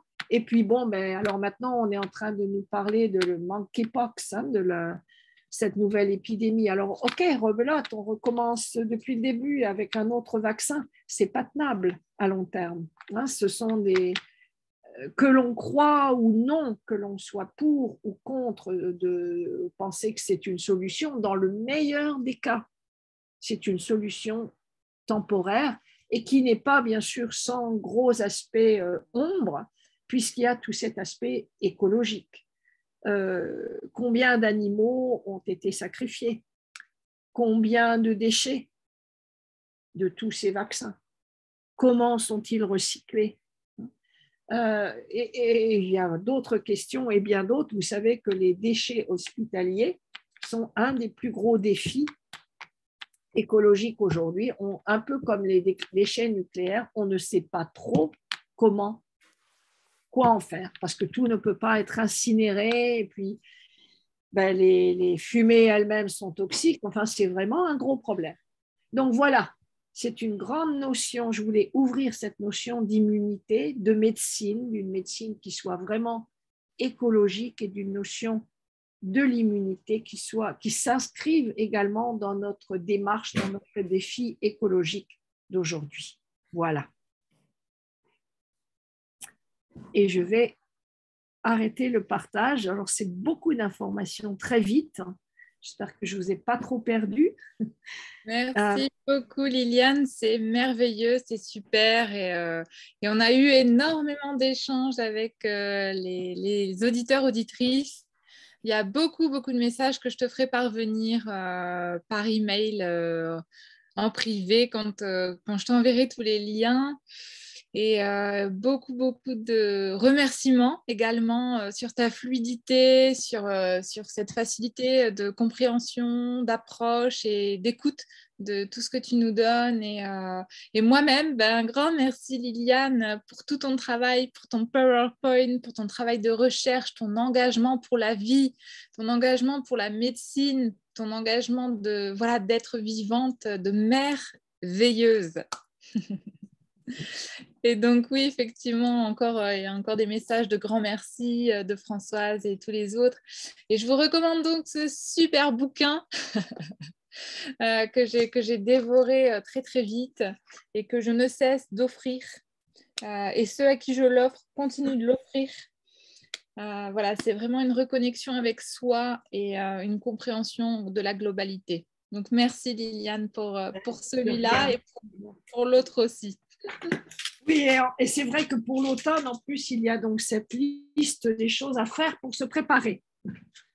Tout à fait. Et puis, je ne sais plus où il est parce que j'ai plein de bouquins autour de moi, mais il y a aussi celui avec Maître Kewen.